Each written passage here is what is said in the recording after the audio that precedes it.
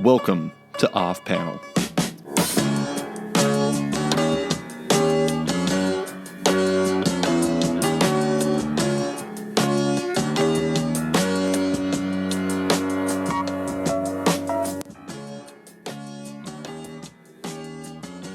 Yo everybody, welcome to Off Panel. I'm your host, David Harper, and this week's guest is the cartoonist behind the upcoming, current, just released, Andy Kaufman biocomic, Is This Guy For Real? It's Box Brown. Thanks for coming on, Box. Hello? Hello. That stagger got me. We're going to be talking all about Is This Guy For Real? But you just got back from France and Angoulême International Comics Festival. For listeners that don't know, Angoulême is, from what I understand, the third biggest comics convention, festival, whatever you want to call it in the world. It's gigantic, and it's also like very proper comics. I'm very curious about it. Like, how was that experience?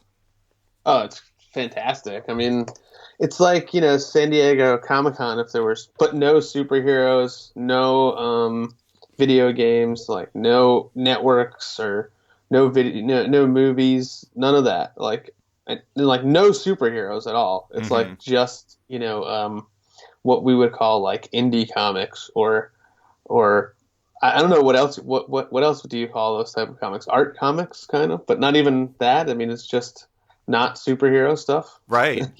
Yeah, it's a really broad spectrum, but it is funny calling it indie comics, given the fact that it's this like massive festival that like takes over a city.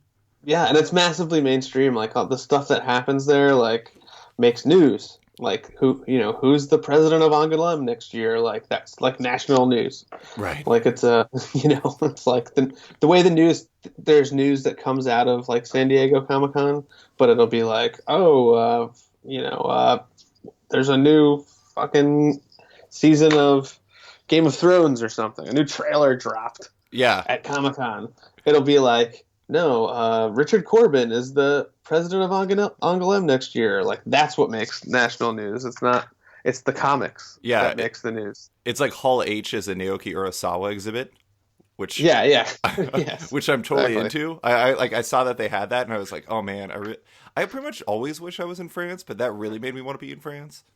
I mean, I saw the Tezuka exhibit, and it was incredible. It's incredible. It was amazing, and just like the whole thing, like with all, just like how interested and serious the readership is there, is just it's cool. It was an amazing experience. So what is, like, you were there to release the French version of Tetris, and presumably also to talk about Is This Guy For Real somewhat. Like, what is that experience like for you? Were you, I know I feel awkward using like Archon like terms, but is like, were you tabling there, or is it just like you sitting with like a cappuccino? No, I was sitting.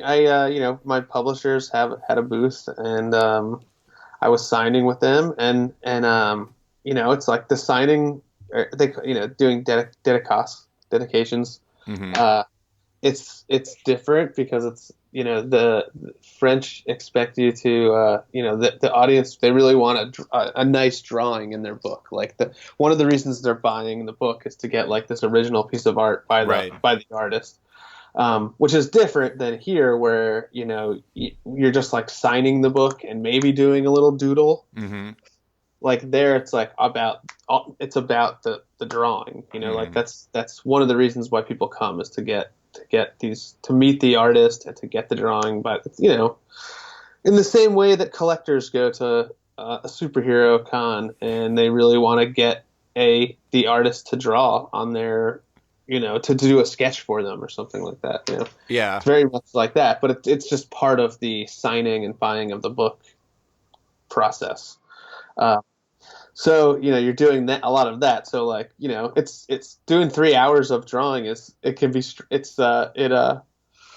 strenuous after a while, but it's cool and fun, and it was great interacting with all the French fans and not just French fans, because it would be like a lot of your Italian people and from other parts of Europe too, because it's such like a big thing. Yeah. That's amazing. I imagine it because I think Luca is like number two in terms of size, and I think that draws people all around the continent as well. And I don't know. I mean, every time I see it, it sounds amazing. Also, I have heard from creators who say that's like the expectation is for you to draw. And as a prime, like I don't want to say primarily art fan, but I'm a huge art fan. Like that part, I don't blame him. That's pretty awesome. Like I would buy Yeah, books no, just that's to get the cool. sketch.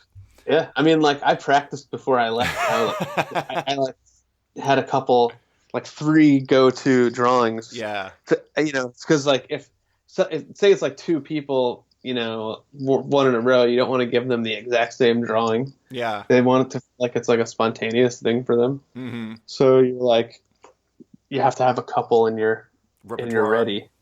Yeah, that's awesome. That's hilarious. So, was that mostly Tetris? I'm just trying to imagine what your sketches Yeah, would be it was like for that. mostly a lot of Tetris and Andre the Giant.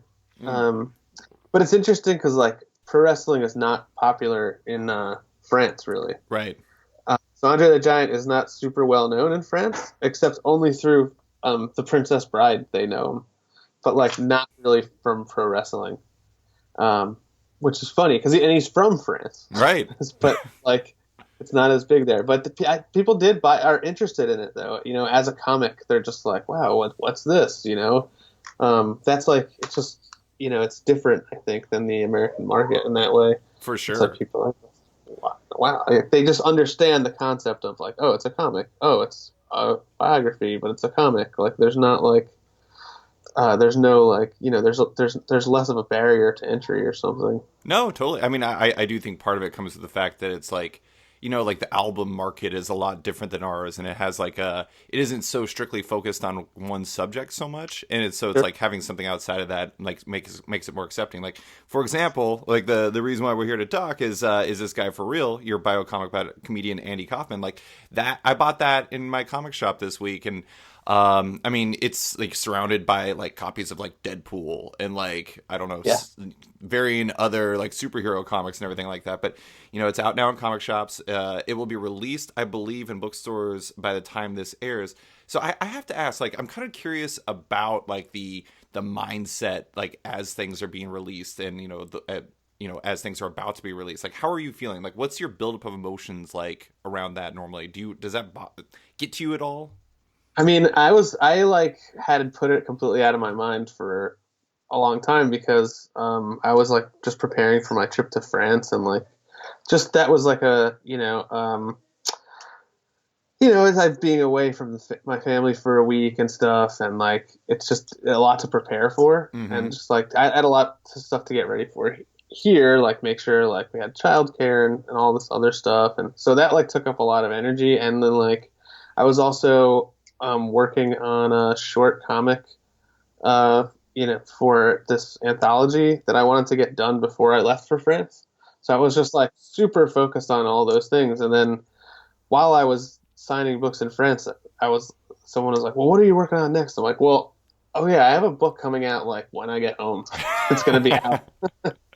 Um, so I kind of had like forgotten about it Yeah. for a minute, but like the last week or two, it's always like this crazy. It's crazy. Like your email starts blowing up, and um, you know, there's like I have like a publicist doing all these different, you know, trying to get the book as much publicity as possible, and so all these articles come out about you all at once, and Mm-hmm.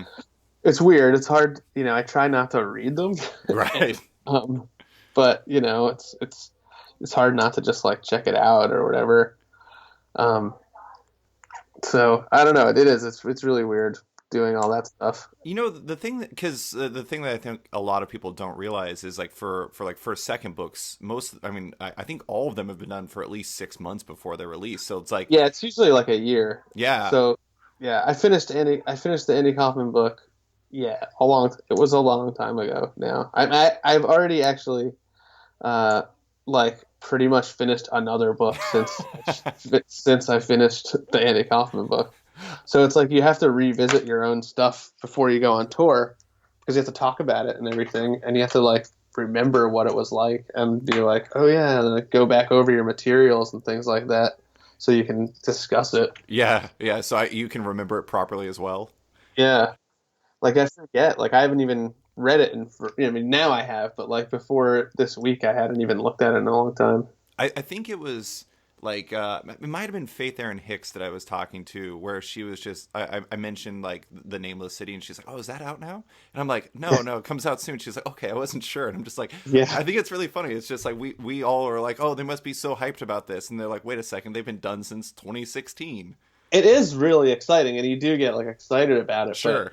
it's like there's a lot, like there's so much build up to the release date that like by the time it comes out, you're like thoroughly been through. You're like sick and tired of your looking at your stuff, after a while. It's like very different. That's hilarious. Well, so I want to talk about Andy Kaufman. Like, I obviously you did Andre the Giant. You're a wrestling fan. Why did you do Andy Kaufman? Was it the wrestling relation, or was it something else that made him a subject that was of interest to you?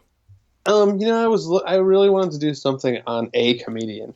Like I was like, because I think comedy is really interesting, and like the concept of it is fascinating to me because it seems really difficult. Mm-hmm. And I like the what makes, like, the concepts behind what make people laugh, and how that type of thing. But it was definitely like the wrestling side of it that made me think that I could tell. I had something to add to Andy's story Sure. that maybe wasn't as well known as it should have been, considering there's been like multiple like movies and stuff about him. And I just thought that like that there's just like a side of the wrestling side of it never got fully looked into. Mm-hmm. And he had like a really strong influence on wrestling going forward after he died. And which also doesn't get explored ever, and like no one really ever talks about it. Like, he should be like one of the first guys in the WWE Hall of Fame for the amount of just for the amount of exposure he got for the business, Mm-hmm. especially at the time, and how good he made the business look, and how real it made people. Really made people sold people on the idea that wrestling was real. Yeah. Like all the stuff that he did with Jerry Lawler on David Letterman. And he doesn't really, I mean, wrestling is not like, baseball or something where you get actually, you just look at the merits of the person, and then they get into the Hall of Fame. It's like this totally just purely a marketing thing and all this stuff. But I still think that he needs recognition for his understanding of wrestling, and Mm-hmm. really how good he was coming in like, as far as celebrities getting into pro wrestling, he's like one of the best ever. Yeah. I was going to mention. Like, sorry, go ahead. so just like at how good he was, like he, if in another world, if he was an actual, like, if he didn't make it as an actor, he could have totally been a pro wrestling, manager or something, or somebody, because he was so talented. Yeah. No, I do think it's one thing that's interesting about his comedy too, and I guess you could say this about a lot of comedians, is like there are similar elements to it than like wrestling, because it's like he was totally like a heel on the stage quite often, Mhm. like with Tony Clifton and everything like that. I mean, Yep. obviously Bob Zmuda was doing a lot of that, but at the same time, there is like overlap between those two worlds in some ways. Yeah. Oh, but in that way, but also in other ways too. Like, one of the things he did was show up to the venue in character, Yeah. which is a pro wrestling thing. Like, if someone sees you on the street walking in, you got to be that character, so that when they see you on stage, like when they see you in the ring, they buy it. You know what I mean? You can't ever come out of character. Right. And that was one of the things Andy did, was he would show up to the venue in character and talk to the manager in character, and all that stuff in character, so Mm-hmm. that when he got up there, even the manager of the club was like blown away because of how he got fooled even. Yeah. I think you covered that really well in like the first time he went into the club, and they're like, "Is this guy for real?" Like when well, actually, obviously, I just said that. That's funny. I didn't even intend to say like the title of the, Yeah. but it just happened because like that was when he met Bob Zmuda and everything. Because they were like, Mhm. what is this guy doing? Next thing you know, the audience is eating it up. But I think like the most like affecting example of what you're talking about with wrestling and comedy and how Andy handled it is like how or how classy Freddie DeBlassie actually was like at the funeral, and like how he Yeah. had to stay in character even though he was like grieving his friend. Right. Like Yeah. Yeah. it's astonishing. Yeah. I mean, like this is all, I mean, I think that to me that's like some of the most exciting, or exciting things to talk about with pro wrestling, and it still doesn't really happen as much as it used to, where Right. guys had to stay in character in the airport and stuff like that, and they couldn't go out to dinner with the good guys couldn't, the bad guys couldn't go out to dinner together and stuff like that. Um, but that type of stuff at the time is amazing to me. That's like committing to the act, Right. There's like It's a artistry to real that. commitment. Yeah. So, I am kind of curious about like, obviously, Andy, you have we've talked about the connection and everything. Andre the Giant, there's wrestling. You did Tetris. For all of your biocomics, like, did you have like a connection to all the subjects you've tackled so far, or were they just was it more like stories and worlds you were interested in exploring? Um, a little of both for sure, but all the stuff is totally stuff from my childhood that had like deep, meaningful, Sure. made deep impressions on me. Like I'm fascinated just by that idea that there are things that you encounter in childhood and they stick with you for your whole life, and it's like this idea of nostalgia and like the whole concept of people like fucking collecting like vintage things, and it's like this weird thing you're people are trying to like get back to Mm-hmm. these I think moments in their lives maybe that are pre trauma, Sure. because I think people go through their lives and they have traumatic experiences and then it affects their personality and whatever, and they all have these fond memories of the days before that, in childhood. um, that you look at like the amount of people buying like He-Man stuff now, Mm-hmm. or Transformers, and even but even things as seemingly benign as like a vintage couch or something like that, or a vintage desk. Mm-hmm. Somebody being like, I want this because my dad had this desk, or this is the coffee table we had when I was a kid, stuff Mm-hmm. like that. I mean, that to me is fascinating. Um, and so a lot of these things are like that. Like Tetris was a huge, I was 9 when Game Boy came out, and it was like my whole world. Yeah. Um, Andre the Giant, like pro wrestling was so important to me, like growing up, and Andre is this icon of pro wrestling, that and a mysterious character kind of to me, um, because of just like the way they told his story. By the time it got to how old I was when I was watching when I encountered Andre, he was like almost dead, and like Mm-hmm. they never really talked about his whole career. They just talked about his, when he got body slammed by Hulk Hogan. Right. Um, and so like that, I wanted to explore. I wanted to explore in that way, and with Andy Kaufman, it still allowed me to explore that era of the early '80s and stuff. But really, Andy Kaufman was somebody that was somebody my parents liked, Mm-hmm. and he was popular like right before I was born. And so like one of the first things I did in research was ask my parents about this. You know what I mean? Do you remember when Andy Kaufman was on David Letterman? And they'd be like, "Oh, I remember. Yeah, it was like this big thing, and we all thought it was real, and it's like a personal connection for me." Mm-hmm. Yeah. No, I mean that makes total sense. I mean, I do think it is interesting how like you were talking about like the nostalgia thing where it's like you were almost trying to get back to these times that were simpler and everything like that. I think like Tetris in particular is like I hear that music and it's like I'm instantly transported back to another time.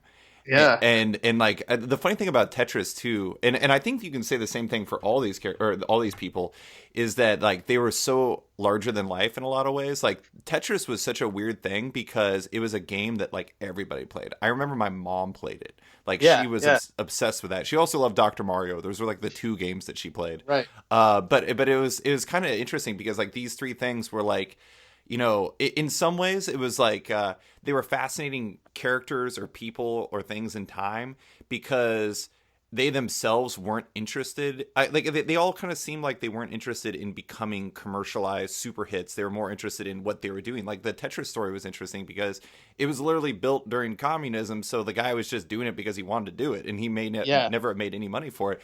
So it's like they did it for like pure reasons, and I think almost because of that, they became like these larger than life hits. Yeah. I mean, like, there's that. I mean, I think Tetris is an example of something that's like purely, and Andre the Giant too, like purely interesting on its face, and it didn't need any special bells or and whistles or anything like that. Like you see it and you know it. It's amazing immediately. Like Tetris, you play it for 2 seconds, Yeah, you know, you get it. Like you see Andre the Giant, you get it. right. You know, but it's not like that for everything. Like because there's like again going back to the Transformers or GI Joe He-Man thing. Those were like pure advertising campaigns, Right. and like they still seeped into people's That's true. brains. That's You true. know what I mean? And like all of those decisions were made purely on marketing. Like there was no magic behind those really. Mm-hmm. Um, Yet still we are drawn to it. Yeah, I know. I can speak for myself. I was obsessed with Transformers when I was a kid. I was also obsessed Uh, with Tetris, but like different reasons. Um, yeah. I do have to ask about the Man on the Moon because, like, in the back of the comic, you mentioned or Andy's brother from your interview with him, Andy's brother Michael, wasn't overly pleased with how the movie was handled. He described Andy's handling as like a mean positioned him as like a mean spirited buffoon, which I actually feel like is a pretty accurate description of how he was handled in Man on the Moon. Mhm. Still, it's like a version in like of his story that people already knew, especially because it starred Jim Carrey. Was there any part of you that was kind of hesitant to dive into Andy's story just because that had existed already? Yeah, yeah. Oh, most definitely. And then it was like I also, when I was working on the book, there was part of me like, all right, well, I got to watch Man on the Moon again. Hmm. And then another side of me was like, no, I don't want to watch Man on the Moon because I don't want to be influenced by it. Right. I want to tell a different story, um, or just have my take be unsullied by it. Like that's the kind of like this thing you go through when you're doing research too. You're like, well, you want to get multiple takes on the same thing so you can form like a learned opinion, you know? Like a consensus almost of like what. Yeah, yeah. But also, you don't, there's, part of me is like, well, maybe that will influence me too much on this. I don't want to copy that specific. Right. You know what I mean? It's like a delicate balance. Um, but yeah, I wasn't that. Michael was one of the first people I spoke to about it, and that was very, informative of my writing. I think, knowing that it was kind of like something got missed in his character, Hmm. and I think it's hard to completely criticize Jim Carrey on that because in some ways he was really great. Oh Like yeah, totally. you know what I mean? Like he really did capture a lot of Andy's mannerisms and did like a good impression of him and Hmm. it looked like him and he really captured the physicality of Andy in a way. Um, and so in some ways it's like not a wrong, incorrect look, but it was just maybe not completely developed. It, and that could have had to do not necessarily with his it could have been the director's take and Right. yes. But I wanted to make sure that Michael's description of him came through in the book, Hmm. uh, and I think if you look at his comedy, it comes through way more than it does in the film. Like his silliness and sweetness comes through a lot more in in his when he watches actual stand up than it does when you watch the movie. Right.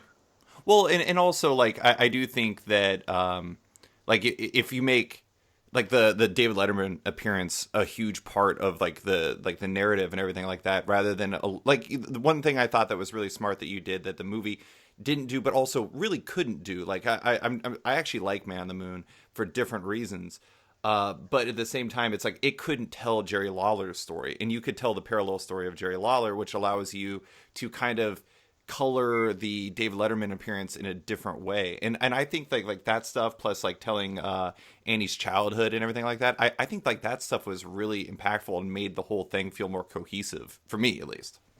Yeah, that's what, I mean, all this stuff it was so all the stuff in his childhood was so influential on Yeah. his career. I mean, like he just like I think a lot of people, everybody kind of just revisits all of these things over and over again, and Andy was no different. I did want to mention like two things that I actually really appreciated in there was like the two story, and I kind of feel like I can't really spoil this book. Is it fair to assume that I can't spoil a biocomic? I don't know. Yeah, I guess not. I don't But like like the two stories that Michael like you finished with from Michael, like the story about him on the pier with Andy and Michael, where they see the kid who's doing the whole like strength test thing, know. like and like that how it explains Andy, and then also the this friendly world Fabian anecdote. Like Uh-huh. I thought those two were especially poignant and kind of showcasing like the mentality behind what he was trying to do, like because like I feel like maybe to a certain degree like I thought that Andy was a genius but also kind of one who was like had a strong dark side, but it's like almost like the Fabian this friendly world anecdote made me feel like that there was a little bit more I don't know, consideration behind him. I Oh don't know. yeah, I mean, I think he really wanted to, and I think this comes out of like the hippie movement and stuff like that, where you're like shaking people out of their everyday. You're waking them up, kind of like, look at this, look what life is. It can do all of these things. Like, Right. it's not just about your everyday walking around, going to work and all this stuff. You're like freaking them out, or shaking them, scaring them out of themselves. You know what I mean? Yeah. And I think that stuff's important. I think, and then like his transcendental meditation was very, important to his whole personality, and um, he really, he was very centered and Hmm. very aware and mindful about everything that he did. Um, yeah, I mean, I think you know, I really wanted that to come through. I think, and just like his his comedy was fun. He wanted people to not just laugh at somebody or laugh at something, but just be silly and fun, Hmm. and laugh at just how idiotic it is and stuff like that. That just makes me think of the Mighty Mouse thing. Yeah, I watched that yesterday, and like it's so funny, but like it's hard to pinpoint what's so great about it. And Right. like one of the things that's so great about that is that in the parts where he's not singing, he's he's making it seem like he's really, really mentally preparing for the part where he does sing. Hmm. Like he's very concentrating very hard, getting ready for the line. You know Right. what I mean? Yeah. It's really like a genius bit. That's awesome. Yeah, no, I think that stuff is great. But I am kind of curious, like, so obviously, this book has been done for a bit, so you're a bit away from the process. But I think this stuff is largely pretty similar from book to book. Research is obviously a huge part of everything. Yeah. Even if not every element is played out precisely the way it went down. But what is your research phase like, and how long does that take versus like like the actual I don't know writing and drawing of the book? Yeah, I mean, I usually write and kind of draw and research kind of all at once. Mm-hmm. I usually start the research process while I'm finishing up another project. Sure. Because I like to watch, I will start on like YouTube usually and start watching a million Andy Kaufman things, interviews with him, anything, whatever's there. There's, sometimes more than others and sometimes less. Um, a lot of reading, and a lot of it's just like assembling materials in the beginning. But it's really like an ongoing process. And as soon as I kind of figure out where I'm going to start the book, I get started. Mm-hmm. And then I'm doing research while I'm drawing and while I'm working, because it takes a long time. Like to draw 10 pages of a comic takes like, a week or longer. So you have time in that time to also research. And like part of my process, and one of the things is like I feel like I want to do a completed piece of work every day. So I like the idea of just sitting down and researching for months and months and months I would hate it because I wouldn't get to draw. Right. And which is like super important to my daily routine and my mental health. So I just do it. I just usually get started and then I just keep working and researching while I'm working, and it becomes, you get completely takes over your whole life, and you got drawn pages all over the walls and Andy Kaufman books everywhere, and you're listening to Andy Kaufman, Bob Zamuda interviews and making phone calls and stuff like that. And yeah, it's crazy. But it's fun. It's like I'm like satisfying scratching an itch or something. Yeah. Every time I hear anything remotely, oh, what's that? A new thing I haven't heard yet? And just go crazy for finding more stuff. I am kind of curious, like, speaking of like the finding new things and everything like that, like there's always a problem. Like I've written a lot of like, obviously not as big research pieces as these are, but like I've written a lot of like features for like websites about varying subjects where I interview a ton of people. And like one of the tricky things is like, the idea of having to kill your darlings. It's like there's always those quotes or stories that you really want to include. How, is that ever a big problem for you? Like there's anecdotes you just want to include but you just can't? Yeah, I mean, like there's sometimes it's like you feel like you have the story put together and you have all the pieces. And you're like, if it just worked out this way, this would be perfect. Yeah. But then how can I there's jam this in here? Yeah, but then there'll be something missing. Yeah. And so you can't do it. Yeah, that's a pain in the ass. And you have to figure out, you have to figure something else out. It's one of the great reasons to do fiction, because you don't have to do any of that stuff. Right. You just make it up, It's your choice. Yeah, exactly. And which is why I like doing fiction when I can, because it's different. You don't have to be as tied to the actual events as they took place, or you don't have to be responsible as much, and make sure you're not just telling a good story. Well, I imagine it's like scratching a different itch for you as a storyteller. Oh, most definitely, and it helps. I think, to do fiction when you're doing nonfiction, because when you're doing nonfiction, you have to kind of find the story within a random series of events, and it's easier to find the story when you're like aware of how stories work. Sure. And so I think it's helpful to do both. Yeah. I am kind of curious, and like I don't even know if this perception exists, but is there any part of you that's like personally rebels against the idea of you becoming the biocomic guy? Oh, sure, yeah. I think it's just it's weird. It's like you don't want to get pigeonholed doing anything, but like I really was worried about that for a while, but I do so many different things that I don't really care if they call me that or whatever. Right.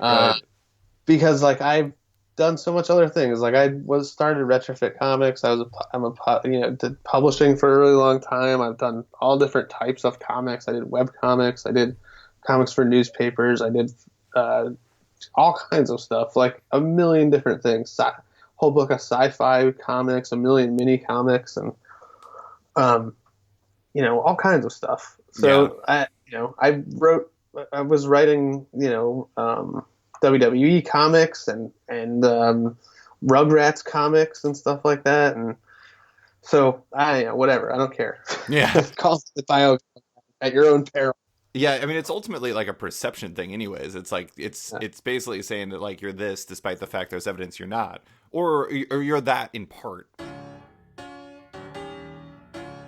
Yo, everybody. I want to take a quick break from the show to talk about my friends over at Super Context. Super Context is a weekly podcast autopsy of media, how we consume it, and how it informs our everyday culture.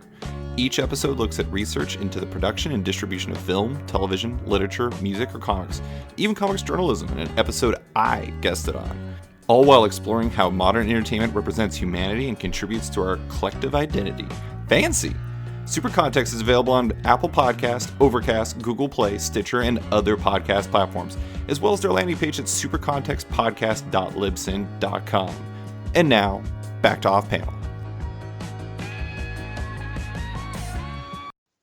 Yeah, no, I do think it's interesting. I do want to go back to like the Killing Your Darlings thing because I did want to mention the Tetris music again. Oh yeah. Oh man. I have to admit, I was like, when I was reading Tetris, I was like, when's the music going to come up? The music is so important. No music. Was that Yeah. ever a consideration?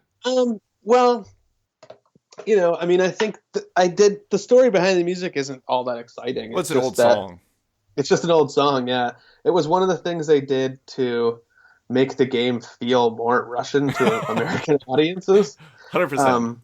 Yeah, I mean, I don't know. I guess I at some point could have thrown that in there, but it was just like such a small footnote. But people always do mention the music. Yeah. And even like at Angoulême, I was like, people kept coming up to me and be like, speaking French only, but then they'd be like, do do do do do do do. I mean, like that stuff sticks with you. I know, and I used to play with volume off all the time. Oh. Because it gets hard. It's hard over the volume because when it gets the music starts getting faster, like it makes it more difficult. You can because It's stressful. It gets you stressed out. Yeah. So I always felt like I could play better without the music. Sure. No, that totally makes sense. I mean, also, like, it's a big book, and there's only so much space you can have in it. But I do think it's funny. Like, I was trying to think about it, and I don't know if this is a sad thing or not, but it's possible I've heard that song more than any song in my entire life. Yeah, it's true. Yeah, I mean, like, all those video game songs. The Mario song. Oh, yeah. Too. Zelda music as yeah. well for me. Yeah. Speaking of nostalgia stuff, I actually got an SNES Classic, and I was playing Final Fantasy VI, which is a game I've played many times through, and I was like, man, I know this like music and like the sounds of this game so well, it's ridiculous. It's like I can predict what's gonna happen sound wise. Yeah, like, man, I've played this too much. This is a problem. I know, but it's like you can't. I do that too, but I replay games all the time, all the time. Like once a year, I'll replay at least one Zelda game. Yeah. And it's just like, even though it's easy, you know what I mean? Like I've done it a million times, but for some reason it's just fun. It's like watching a movie again. It's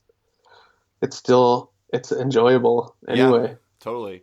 So I want to ask a little bit more about the process. Like you're through the research phase. Like, and the research phase isn't so much a phase, so much as just like this whole like holistic, like I'm doing the comic thing. But like, is there, when you have all this material, how do you turn that into like a structured story that like both like is digestible to someone like me, but also is something you can wrap your mind and arms around as a creator? I think what happens is like I kind of start thinking about the story as a whole. And like all the beats that I want to touch on, that I think are important and I think will like build towards something that's going to happen at the end, usually. And then I don't know. It's a lot of it's just like I've been doing it so long that I'm just feeling my way through these comics and doing my best. And then there's a whole editing process too that streamlines stuff and rounds things out and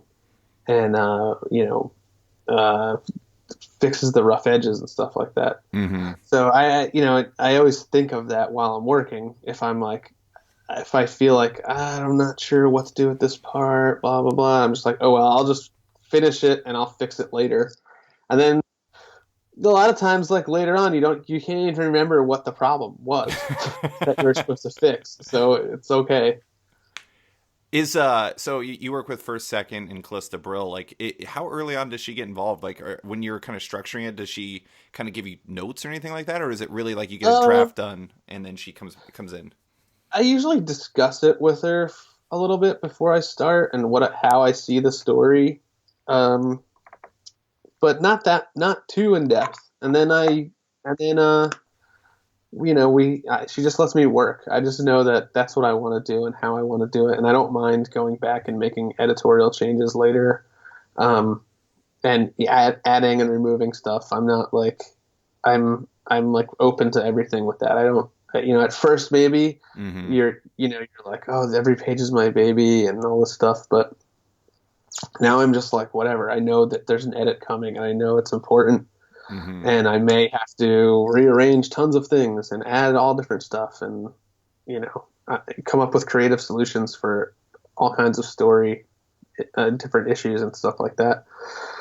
So I just kind of keep going and going and going until I have a finished first draft, and then go back and fix stuff. Yeah. I imagine a lot of your relationship with an editor is built around trust. It's like you have to trust Yeah, that they're leading this in like the direction that's best for the book. yeah, most definitely. And uh, I have total faith in Callista, in that way, and it's really important. I agree, to have like an editor you agree with, and is doing the right thing for the book. It's always like when you read your edits for the first time, Mm-hmm. it's like, you always get like pissed off. Yeah, it's like gut punches over and over. Yeah, you. But like I always think, but then usually by like the next day, you're like, okay, yeah, yeah, this all makes sense. Um, so uh, what you end up doing, is I always say that like the more mature you are about your writing, the quicker you can go from pissed off to accepting. Yeah. And so, when you first get started, maybe that takes a week, maybe that takes a few days, and then after a while, it takes like an hour, you Yeah. know, and maybe one day that whole part where you're like, "Fuck you," will go away completely. Yeah. I feel like I can assume that most people have seen the Lord of the Rings trilogy at this point. Is that a fair assumption with you? Yes. Okay, so I actually was just recently rewatching it, and I feel like my reaction to when I first get notes from an editor on my pieces is Gollum's response when he sees Samwise Gamgee cooking the potatoes. Oh Like yeah, yeah. he's like, "You're ruining it," and Yes, exactly. or Ruined it. I guess he was cooking rabbit, but whatever. Yeah, yeah, yeah. Either way, my response is just like apocalyptically bad, and then quickly I'm like, "Oh, this is actually not that bad. Oh, this is actually making it better." Okay. Yes, exactly. Exactly it. I mean, you can't not be sensitive right away. Yeah. But then, it's better. You have, if you know your editor's good, and you know that you can trust that they're making it better. And usually you can see it. You can tell right away. You're like, oh yes, yes, yes, this is better. Mm-hmm. But I think, yeah, you have to trust them. So as far as like the actual creation process, I read that you don't have like a script per se. Like I just did air quotes. You can't see that, but I did them. Like how do you figure out like what's your process, I guess, from once you get like the kind of structure and idea together? Is it mostly just kind of, do you have an outline that you work into like the pages and then you figure out everything on there, or what's the process? Yeah, I usually have an outline at some point, and then, I just kind of usually keep a running idea of where I want to go with the book in my head. Mm-hmm. Um, and then I will write out maybe like 5 to 10 pages at a time. Sure. And so I'm always just, drawing 5 pages behind my writing.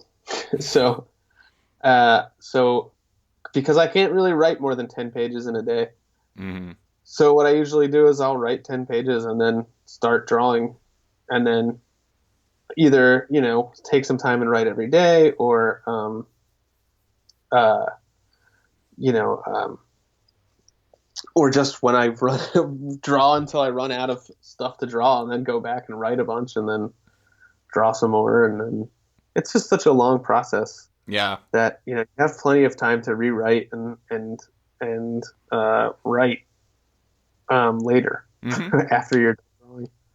I was going to ask about, like, you mentioned earlier about how you always get back to drawing. I was reading this interview you did in, like, I think it was 2011 with Tom Spurgeon, where you said you hadn't gone without drawing a page a day since 2005, barring vacations. Is that still true? Is that just, like, something you do to kind of, like, almost, like, focus your chi effectively? Yeah, definitely. I mean, I've taken days off. Like I haven't really drawn this week but it feels weird Yeah. because It's like you got I'm an like, itch.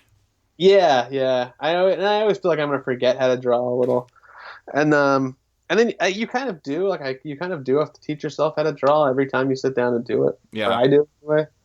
Um, but yeah, it is. It's like part of a daily practice. It's like this. It's almost like my version of meditating or something. Like Mm-hmm. it keeps me focused and just I just enjoy it a lot, and it just gives you some time to move, to think about stuff and pursue. It's like one of the great pleasures in life to me. Is it like is it straight drawing? Is it like the figure work and everything like that, or is it like even page layouts that you find to It's the be? whole page thing. I really like doing. It's not just drawing. It's making comics. It's Mm-hmm. going from there's nothing to a finished page is just like so. It feels good. Yeah, yeah. I am kind of curious. Like one thing that I think is interesting about your biocomics is, and like I may be wildly off on this, but it's almost like sometimes the pages feel like singular strips, and sometimes it feels like mini comics within a series of comics. It's like there's almost like smaller chunks that form this larger whole. Is that something you actually do? Like, do you have an approach for breaking the story into smaller chunks without losing the overall thread, or am I Yeah, crazy? I think that's. I think a lot of it's kind of like how you have to do everything. I mean, for me anyway. I mean, the idea of sitting down and just putting together 300 pages of material, like it's too overwhelming. Like Right. it has to be done in chunks. I've talked to other cartoonists too that think of it in the sense that like a graphic novel is 12 scenes or something like that. Mm. So and that breaks like 12 20-page sequences. Mm-hmm. um, so that's another way to break it down, I guess. But yeah, I don't know, I do focus a lot on each individual page, and a lot of times, and sometimes on longer sequences. It's not a bad assessment. That's really is how it kind of I work. Yeah, no, I mean, it does kind of, it makes a lot of sense given how it's like if you think about, you're like, okay, I have a 270-page book to do. Like, how do I do this? Like, this is overwhelming. Like, how am I going to do that? Like, when I write like big features and everything like that, I have to break it into chunks. It's like, I almost like it's like I go back to middle school and I'm doing like five paragraph outlines where it's like each paragraph is a section in bullet points, Hmm. and it's like it feels juvenile, but it's like it's almost necessary to do that kind of structure for me so I can figure out the how I can turn this massive beast into something that makes sense. Right. I mean, yeah. I mean, I don't know. I mean, I guess Stephen King can have like 1,000 pages just in his head, I He guess. could. I mean, I don't know how that. I would imagine that even for writers and stuff like that, it still comes down to just like the everyday work Hmm. and piling all of that up, and it when you for me it's like if you set out to first plan the whole thing in a completely full and complete way, you could it doesn't give yourself enough room to have things change along the way. Right. And like especially when you're doing biocomics or like nonfiction, like you have to be willing to change if you find new evidence. Hmm. So I like to keep it loose. This is kind of a weird question, but do you find that, like, you said you're kind of always drawing 5 pages behind your script. Like, do you find that when you start drawing, the drawing phase starts influencing the writing phase? Oh yeah, because you're thinking about it while you're drawing, and then all of a sudden, sometimes you add stuff on the page, and you're making jokes, visual jokes Mm, that end up becoming motifs or something like that. mm-hmm. Um, yeah, it totally is. It's all one big messy process. Yeah, that's great. Well, I just have a few more questions. I wanted to ask again about First Second. The team over there is I'm a huge fan of First Second. Like Gina Gagliano is just amazing. Calista Brill is Mm. fantastic. Both of whom just got promotions. So congratulations to you two. What is it that makes them like an ideal partner to work with? Not just for like the editing part, but also just getting the most out of your book, getting it in front of people. It's amazing. I don't know. I mean, I just think that everybody is really good at what they do, and they have they feel very strongly about comics being an important medium, and they, really great to work with. Really, just um, wonderful people, and they believe in the power and importance of comics, and that's how I feel too. And very professional, and they're always Gina's always like several steps ahead of me. Um, and my publicist too, Morgan, is really great. Everybody I work with at First Second is great. Robin is great, and I just they provide like a support network for me. Callista has been my therapist kind of at times, even because it like it's so part of my actual life, Right. you know. Um, and it's they know me. Eleanor Davis one time was talking about comics and how it's to know your comics is to know the artist, and I feel like they know me and who I and my work That's very awesome. well. That's So I think it's kind of interesting. I was looking through your Twitter, and you tweeted something about how like you were re-emphasizing that is this guy for real is not for kids, and I was actually mm, kind of curious. Like, First Second largely produces like all ages or young adult comics. Like, do you feel like that sometimes you almost have to like protect people from like the idea that like yours is also like an all ages book or something? yeah, definitely. I mean, like, I think even in like the Tetris book, like I was, there's no like sex or violence. I mean, there's no sex in it or There's anything some or dark swear words, turns. but there are some dark turns and there is violence in it. Like, but I never think that I'm writing for a child. I always think that I'm writing for an adult, Mm-hmm. uh, and I think, uh, but some of the stuff, but kids, not children, but like young adults read comics and they like comics, and I don't, they're not dumb. Right. You know what I mean? They're smart, and it's up to it's really parental thing. Like, if this guy for real was a movie, would a 10-year-old watch it? Maybe. It might be rated like PG-13 or something like that. Mm-hmm. Um, but comics also have this weird thing where like because it's like drawn and it's on a piece of paper, like this one summer is really just like a coming of age book. There's no real like sex in it or anything. It's just like about that person just happens to be gay. Mm-hmm. Um, but and it was like it won all these young adult awards, and it also was like one of the most banned books because Right. because parents see it and then they freak out. Whereas if it was a prose book, they wouldn't even know what was in it. It Yeah. could say anything, you know. They can't point to this picture and like see this. Yeah, exactly. Yeah, I feel like half the emails from the Comic Book Legal Defense Fund are about this one summer, which is amazing because Right. it's not that offensive a book. I don't It's understand not. how so many It's people like get offended. it's so necessary a book. I mean, it's like it's crazy. I know, and I think it's a lot of sometimes it has to do with like school libraries buying it and not really knowing what they're getting, Mm-hmm. and then it ends up in like a kindergarten library or Right. something like that, or something that the school only goes up to first grade. And they have that in there, so yeah, then that stuff like that happens. So it can be difficult with comics. I'm just try to be careful about that. Yeah, and try not to sell it to kindergarten librarians. That would be Yeah. a problem. Sure. So lastly, I want to talk about the broader world of comics publishing. You created Retrofit Comics, as you mentioned earlier, as a way to publish comics your own way, with people like Eleanor Davis, James Kolchaka, Luke Howard, and a million others releasing books through Retrofit. I was actually just down in Portland, and they had like the zines set up, and there was a bunch of Retrofit books there.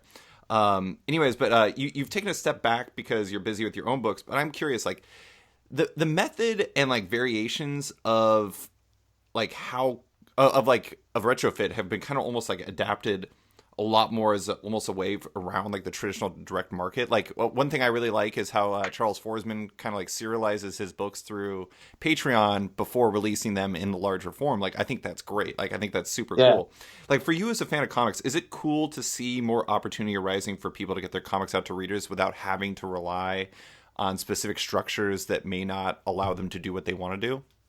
Yes. I mean, like the direct market is really, really, really skewed towards superheroes. Like it's really, really skewed that way.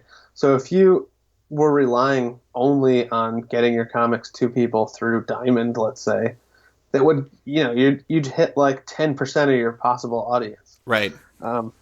which is so small. I mean, like it's like nothing.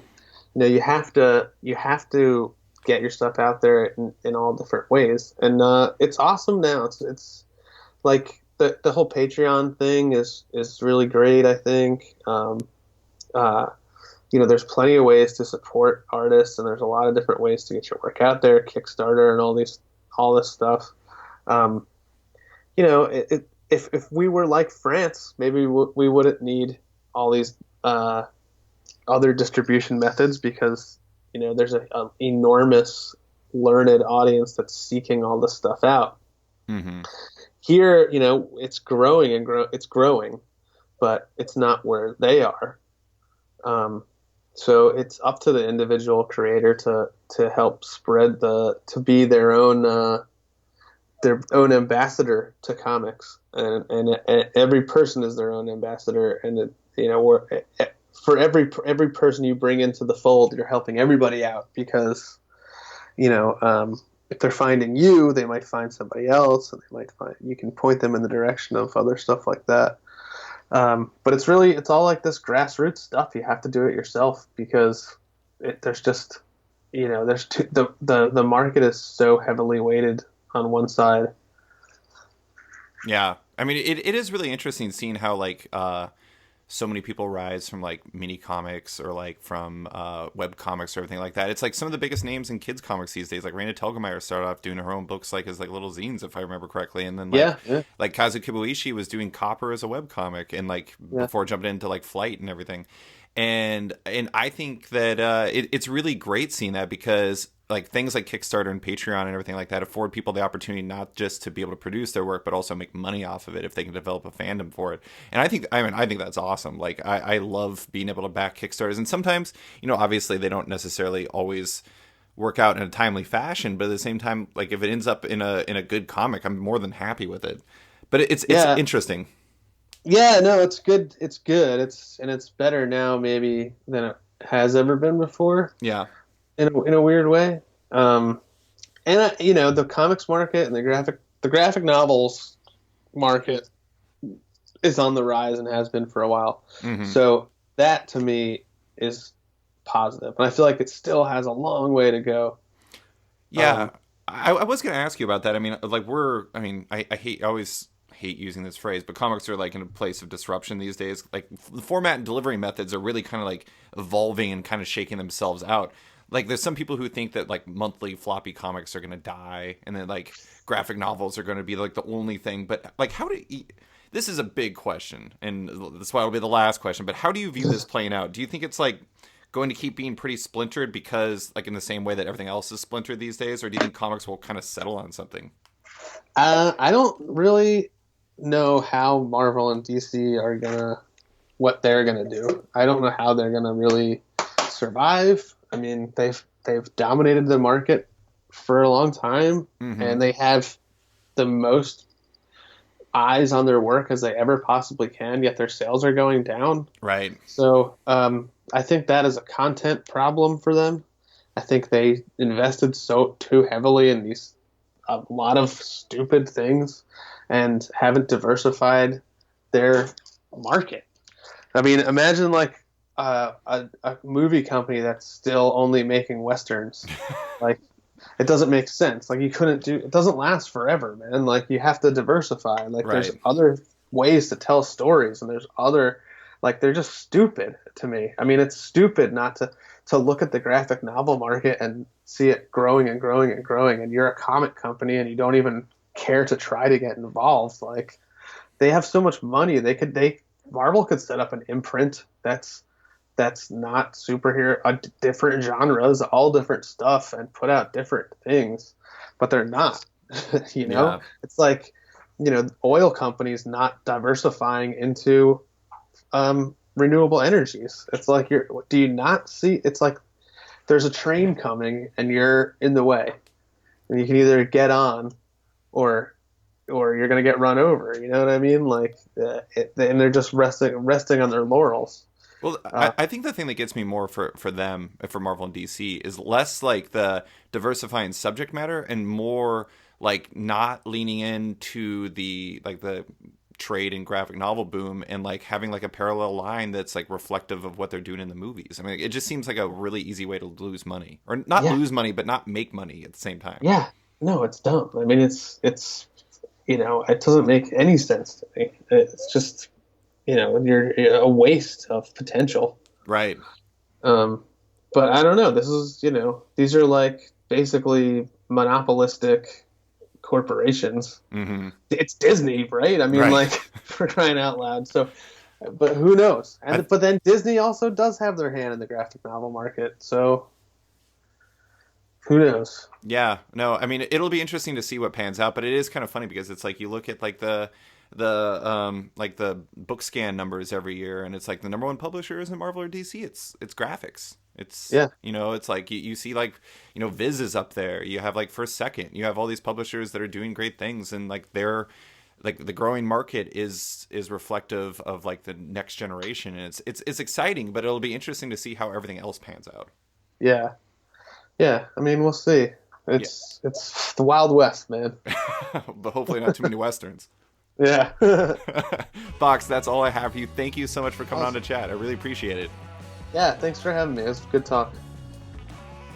Thanks for listening to this week's episode of Off Panel with cartoonist Box Brown. You can find him on Twitter at Box Brown, on his website at boxbrown.com, and in his newest comic, Is This Guy For Real from First Second. If you're a fan of the show, there's some big news. Off Panel now has a Patreon. If you like the show and want to support it, consider backing it on Patreon at patreon.com/offpanel. There are fun rewards and insider information you can get if you do. Big thanks to all my existing patrons, including Dan Garino, Jacob Sorelli, Ford Gilmore, David Baraldi, Evan Blazer, Andrew Scott, Brian McRae, Ira James Udaskin, Benjamin Birdie, Henning Allers, Modern Magic Stories, Nick Hall, Bruno Batista, Abraham Reisman, Adrian Diaz, Bobby Angus, Bjorn Basin, Darren Neely, John Hendrick, Steve Anderson, Michael Perlman, Phil Nall, Ian Maxfield, Cliff Chang, Benjamin Shipper, Colin McMahon, Chris Palmer, Maxwell Schmidt, Scott McGovern, Nathan Fairbairn, Kat McKenzie, Lou Iovino, Christopher Carter, Nicholas Kesslake, Greg Rucka, Ryan Mail, Adam Highfill, Nicholas Gardner, Andrew Corrigan, Fiona Staples, Chris Morris, Chris O'Halloran, Mark Abnett, Mike Murphy, Michael Shirley, Tom Barnett, Jim DiMonacos, Norbert, Nick Lowe, James Kaplan, and Mission Comics and Art in San Francisco. You guys are all the best. Don't forget to like the show on Facebook at /sketched, that's SKTCHD. Follow on Twitter at @sketchcomic, or follow me at @slicefriedgold. Want more from Off Panel? Subscribe on iTunes or Stitcher and give the show a rating and review while you're at it. Quick thanks to the band Wolfpack, whose excellent track Outro from their album Volmilch opens and closes the show now. Give them a listen as they're totally rad. Thanks for listening, and tune in next week for another episode.